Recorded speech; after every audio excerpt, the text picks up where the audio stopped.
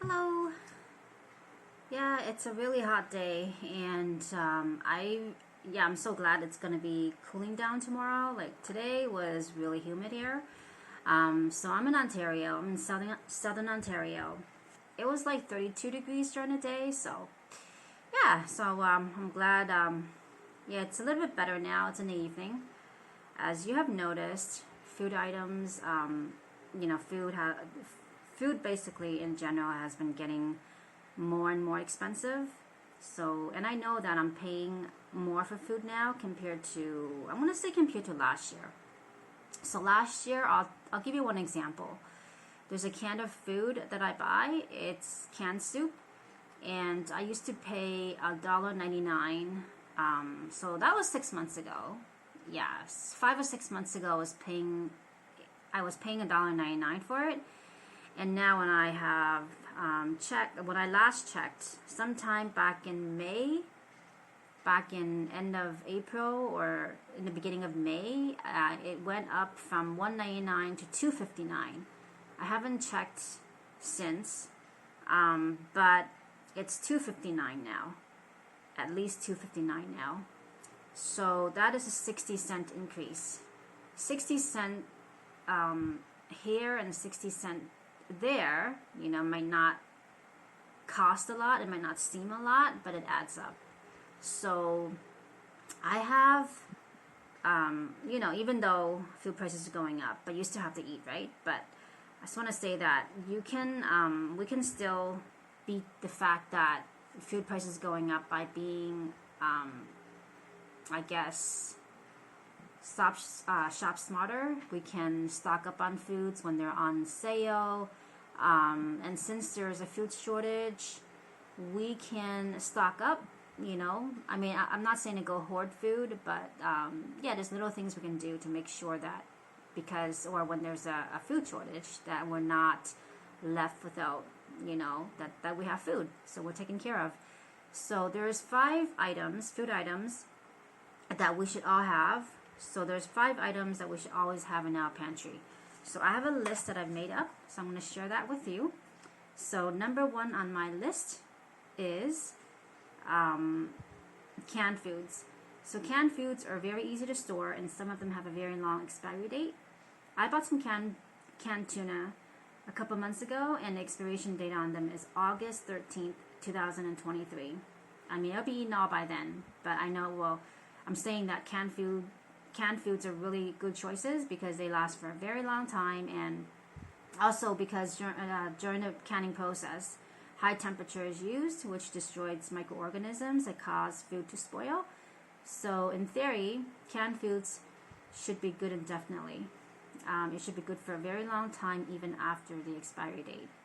And as a matter of fact, according to one blogging site that I was on, it says, and I quote, it says that canned foods will last for years, as long as the can itself is in good condition. So that means no dents, no rust, no swelling on the can.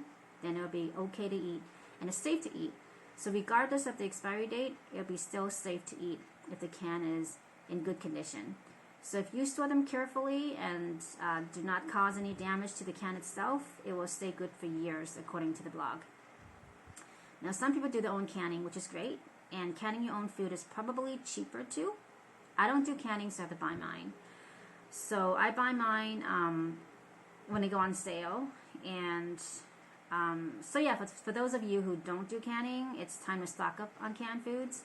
I mean, canned foods are definitely a good choice to stock up on, especially canned meats. Yeah, so on to number 2. Rice, pasta, noodles, cereal, oatmeal, and wheat flour for baking bread and so on. I put them all, they fall into the same category. All these are carb foods, and many households have and consume these items because it's a staple of many. In my household, we normally we always have rice in our house. And we normally buy big bags of rice, 8-kilo bags. That is the size we buy, and that is a little bit over 17.5 pounds. So instead of buying, now what we do, because of the food shortage, instead of buying 1 or 2 bags of rice, which we pretty much always had done in the past, but now we buy more when we go. So back in December of 2020, my mom bought 4 bags of rice. That was a few months ago, so about 6 months ago. And we still have 2 unopened bags of rice. They last for a very long time, and they stay good for a very long time too. So yeah, that's another one to stock up on. Number 3, that is honey and other sweeteners. You need to have this in your house. Without sweeteners, everything will not taste the same. So I'm going to put more emphasis on honey. Honey is a really nice food item to always have around, I should say, because honey is just so, it's healthy. I mean, honey is still sugar, but it's a healthier alternative to white sugar or table sugar. And in fact, honey in moderation is very good for you, and the great thing is it doesn't spoil. So it won't hurt to stock up on honey. You have in your coffee, your tea, your dessert, and so on. So, so honey is the more healthier alternative, but of course you can stock up on brown sugar, white sugar, and any kinds you like, or any kinds you need if you're diabetic. Number 4, legumes. That includes lima beans, chickpeas, lentils, black-eyed peas, and many other kinds you can think of. Kidney beans, and so on. Buy them in bulk because it's cheaper. It's compared to buying like small packages. If you buy them in bulk, it's cheaper, and they stay good for a very long time. Usually, there's going to be a best use by date on the package. I say usually because some of the packages that I have doesn't have a use by date on them, but let me tell you though, dry beans is you don't really have to go by the use by date, because dry beans can last for a very, very long time. They have a very long shelf life. So I'm gonna say dry beans doesn't really spoil. I mean, so I'm gonna tell you, my mother had some green adzuki beans, probably from 5 years ago. They expired sometime back in 2019. I've used it in a recipe sometime in December of 2020, and it tasted fine. So, I mean, dry beans can last for a very, very long time. So basically, what I'm saying is that if you have some dry beans and it says it had expired 6 months ago or a year ago, you can still use it. From my experience anyway. So I mean, I'm not saying that, I'm not guaranteeing you anything. I'm not saying that this will be the case for you, but for me, like the bean that I've used that my mom had, it tasted fine. So basically what I'm trying to say, if you stock up on dry beans, don't worry about the expiry date. It can last for a long time. I mean, as long as you don't eat them like 10 years later. So yeah, basically it will stay good for a very, very long time.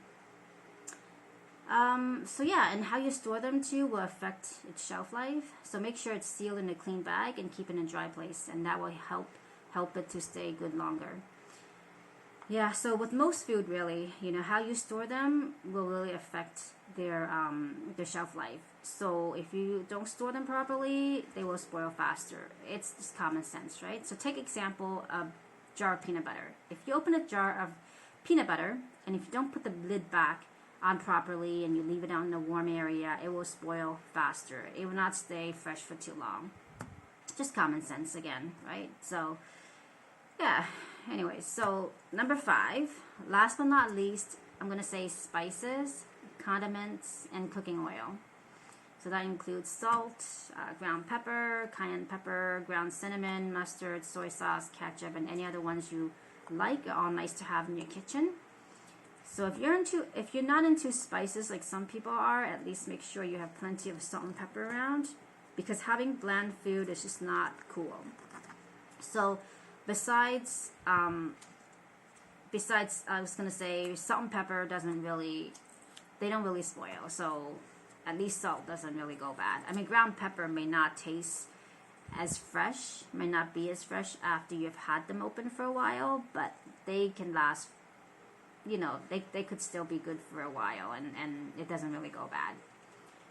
So yeah, I'm gonna say that I have black pepper and salt in my house that will probably last for over a year. At least salt will last us at least for 2 years. That's how much salt we have. And salt is cheap, you know, so it's not a bad idea to stock up on some in case there's a food shortage.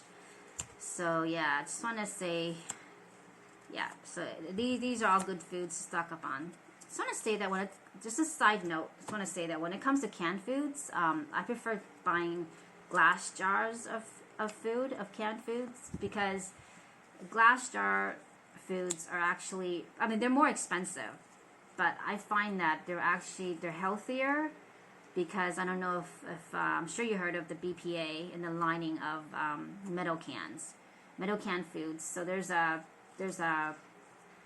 problem with that. So, and yeah, so basically I'll get to that in a second actually. So I'm gonna say we have a lot of canned foods in our house. I'm gonna say at any given time we have, okay, let's say right now at this very moment we have 45 cans of metal canned foods in the house. 45 is average. So I'm gonna say I'm not a big fan of canned foods, but it's definitely a good choice of, okay, there's 2 reasons why I buy canned foods, metal canned foods. They're cheaper, and there are a lot more choices as opposed to glass jar foods. It might sound contradictory. I'm not a big fan of metal canned foods. The reason is because of the BPA found in the lining of the metal cans. So, and study says it can leach into your food. But anyway, I still buy them just because of the reason I've stated before. They're cheaper and there's more choices. But I do have a rule that I follow. I mean, the BPA doesn't stop me from eating canned foods. I limit the number of cans of the metal canned foods to 3 cans. That's 3 cans in 1 week. So that means I will not eat more than 3 cans of metal canned foods in any given week. So I mean, I've gone past 3. I've gone past 4 before, but now my absolute maximum is 4 cans. I've gone past 4, but the rule that I made up for myself now, which I usually follow, almost always, is no more than 3 cans of metal canned foods a week. So yeah, if you are like me, if you are worried about the BPA found in canned foods, that's the BPA that it contains in the metal cans.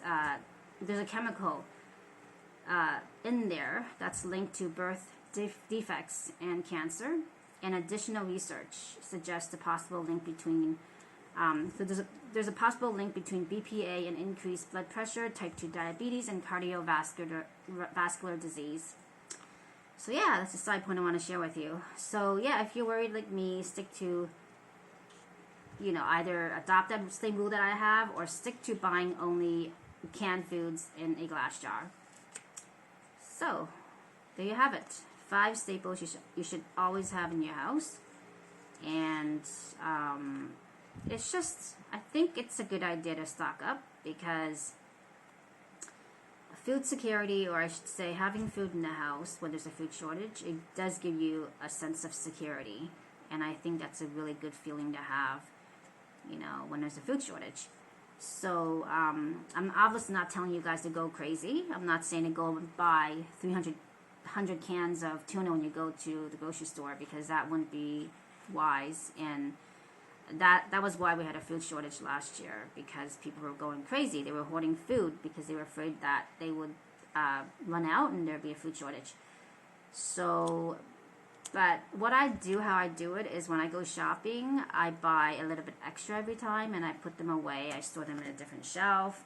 So I eat my older food items, you know, my older cans of food or whatever package of food that I have, and I keep my newer items that I just bought. I keep them in a different shelf. So at any given time, you know, there's always plenty of food in the house.